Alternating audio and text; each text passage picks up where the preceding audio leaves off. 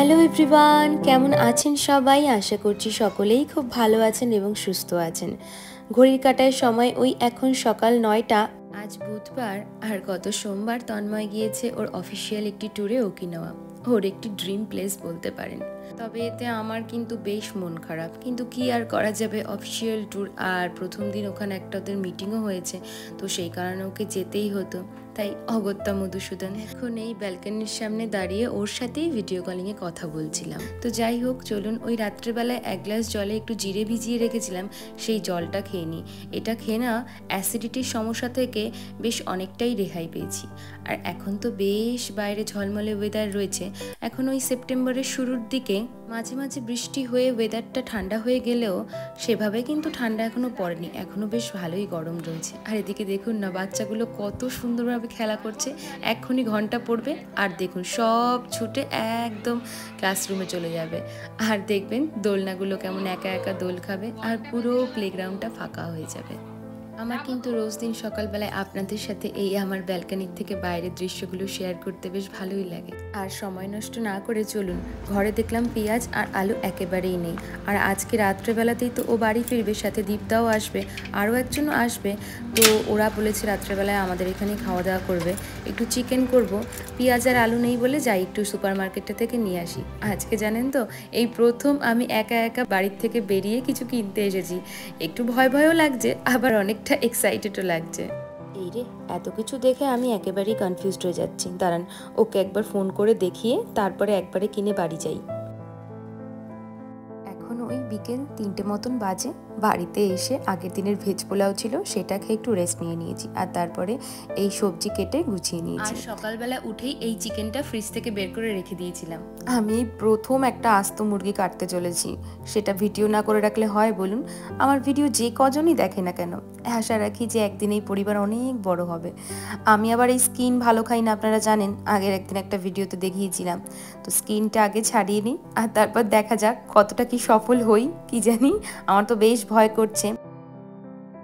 জানেন তো, জাপান এক এমন দেশ যেখানে আপনি ইন্ডিয়ান 2000 টাকা দিয়েও ব্যাগ ভর্তি করে সবজি বাজার করে বাড়ি ফিরতে পারবেন না।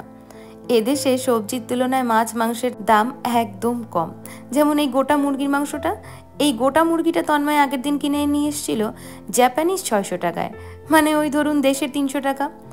এই দাম তো আমাদের দেশে ওই শীতকালে কিংবা পুজোর সময় প্রায় 280-290 অবধি ছুঁই ছুঁই হয় বলুন।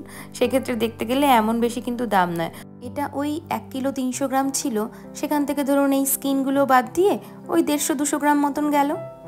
আমার মা এবং আমার বর দুজনেরই একত্রিত হয়ে একটাই প্রশ্ন ছিল যে তুই মাংসটা কাটতে পেরেছিস তো, তোর হাত কেটে যায়নি তো? আমি বলেছি যে ভিডিও বানিয়ে রেখেছি, ভ্লগে দেব, তখন দেখে নিও। মন্দ হচ্ছে না বলুন, লেগ পিসটা ভালোই কেটে বার করতে পেরেছি। এই রে, এই জায়গাটা মনে হচ্ছে পারবো না। আমি দেখেছি তন্ময় যখন মাংস কাটে, দেখি একটা ছুরি দিয়ে ধরে আর একটা ছুরি দিয়ে বাড়ি দেয়। দাঁড়ান, ওইটাই করে দেখি।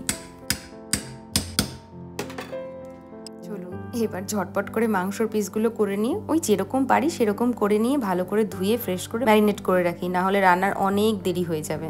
আসলে ওদের ওকিনাওয়া থেকে ফ্লাইট ওই সন্ধ্যে 7টার পরে, তা বাড়িতে আস্তে আস্তে তো ওই আপনার রাত 12টা-1টা বাজবেই, সেই কারণেই এই দেরি করে রান্না করা। এই তো হয়ে গেল।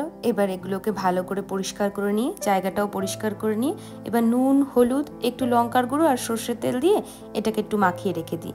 আর ওদিকে তন্ময় হালদার অর্ডার দিয়েছে যে ঘরে বিট রয়েছে এবং ফুলকপি রয়েছে, তাই শীতকালের ওই যে একটা স্পেশাল ভাজা বিট, ফুলকপি, গাজর, আলু আর পেঁয়াজ দিয়ে, একটু পেঁয়াজ কলি হলে আরও ভালো হতো তাই না বলুন, সেটা দিয়ে একটু ভাজা করে রাখবো।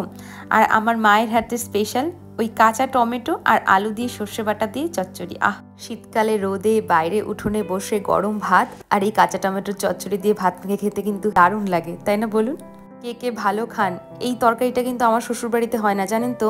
আপনাদের কার কার বাড়িতে হয় কমেন্ট করে জানাবেন। প্রবাসে 2 দিন 2 রাত সম্পূর্ণ একা কাটিয়ে দিলাম। কতটা যে নিরাপদভাবে কাটালাম তা হয়তো আপনাদের বলে বোঝাতে পারবো না। কিন্তু ওই যে দেশের মতন পাশের বাড়ির জেঠিমা কিংবা বৌদি এসে খোঁজ নেবে যে কিরে খেয়েছিস তো, ঠিক আছিস তো, সেই জিনিসটা আপনি পাবেন না ঠিকই। তবে হ্যাঁ, ওই হিংস্র মানুষরূপী ওই অমানুষগুলোর কুনজর থেকে আপনি একেবারে রেহাই পাবেন। এদেশের ঘরবাড়িগুলো এমনভাবে তৈরি জানেন তো, পাশের ঘরে কি শব্দ হচ্ছে তার দেওয়াল ভেদ করে একেবারেই আপনার ঘরে প্রবেশ করবে না। এমনকি দরজা জানলা যদি সমস্ত কিছু বন্ধ থাকে তাহলে বাইরের আওয়াজ আপনার ঘরে প্রবেশ করবে না আর ঘরের আওয়াজ বাইরে যাবে না। গল্প করতে করতে ভাজাটা হয়ে গেল। এই ভাজা দিয়ে ভাতটাকে লাল করে মেখে খেতে কিন্তু দারুণ লাগে। চলুন এবার আপনাদের সাথে এই কাঁচা টমেটোর চচ্চড়িটার রেসিপি শেয়ার করি। হয়তো অনেকেই পারেন, ওই তেলের মধ্যে একটু শুকনো লঙ্কা আর সর্ষে ফোড়ন দিয়ে তারপর আলু দিয়ে একটু ভাজা হলে ওই কাঁচা টমেটোগুলো দিয়ে একটু সর্ষে বাটা দিয়ে দিতে হবে আর একটু নুন হলুদ, নামানোর আগে একটু চিনি। সর্ষে বাটাটা বেটেছি, এমন ঝাঁজ ছিল জানেন, আমার চোখ থেকে একদম জল বেরিয়ে এসছে আর গন্ধটা বেরোচ্ছিল একদম কাসুন্দির মতন। এই চচ্চড়িটা একটু টক টক, একটু ঝালঝাল না হলে ভালো লাগে না। এই সমস্ত জিনিস জানেন তো আমার মায়ের প্রিয়, আর যত বড় হচ্ছি তত দেখছি যে এই সমস্ত জিনিসের প্রতি আমারও একটা ভালোবাসা জড়িয়ে পড়ছে। এদিকে দেখেছেন চোখ থেকে একেবারে জল বেরিয়ে একাকার। এই সমস্ত রান্না হতে হতে আমার মা আবার ফোন করে বললেন যে আমি যেন একটু ডাল করি, কারণ তার জামাই ডাল খেতে ভালোবাসে তাই। দেখতে কিন্তু বেশ লোভনীয় লাগছে বলুন। এদিকে আলুটাও ভাজা বসিয়ে দিয়েছি। মাংস তৈরি করার কোনো স্পেসিফিক নিয়ম আছে বলে আমার মনে হয় না। কখনো একেবারে ওই মশলা কষিয়ে তারপরে মাংসটা দিয়ে রান্না করি, আবার কখনো মাংসটাকে বাটা মশলা দিয়ে একেবারে ম্যারিনেট করে তারপরে একবারে ফোড়নের মধ্যে দিয়ে রান্না করি। আর আমার মনে হয় আমাদের প্রত্যেকটি বাঙালিরই প্রথম হাতে করি এই মাংস রান্না দিয়েই মনে হয় শুরু হয়। তবে মাংসের ঝোলে আলু কিন্তু ম্যান্ডেটরি, তাই না বলুন? আর ভাত খাওয়ার জন্য এই পাতলা লাল মুরগির মাংসের ঝোলই কিন্তু আমার বড্ড প্রিয়। আপনাদের কি মতামত জানাবেন কিন্তু। হয়ে গেল আমার সমস্ত রান্নাবান্না, এবার তাদের আসার অপেক্ষা। দেখতে কিন্তু দুর্দান্ত হয়েছে, তাই না বলুন? যে কোনো মুহূর্তকেই ক্যামেরা বন্দি করে সেটিকে গল্পের আকারে আপনাদের সামনে পেশ করতে কিন্তু আমার বেশ ভালোই লাগছে। এদিকে রাত 2টো বাজে আর আমার বর এসে হাজির, হাতে করে আবার দেখছি ফুলও নিয়ে এসেছে। ফুল জানেন তো দোকানে কিনতে পায়নি, কারণ দোকানপাট সব বন্ধ হয়ে গেছে, তাই কোথা থেকে যেন গাছ থেকে ছিঁড়ে নিয়ে এসেছে। আর সাথে করে ঘরের জন্য আর ওর অফিস কলিগদের জন্য কিছু গিফটও নিয়ে এসেছে। তো চলুন আজকের ব্লগটা এই পর্যন্তই রাখছি। কেমন লাগলো কমেন্ট করে জানাবেন, আর ভিডিওটি ভালো লেগে থাকলে লাইক, শেয়ার এবং সাবস্ক্রাইব করে আমার পাশে থাকবেন। দেখা হবে আবার অন্য একটি ব্লগে। ততক্ষণ পর্যন্ত সবাই ভালো থাকবেন, সুস্থ থাকবেন।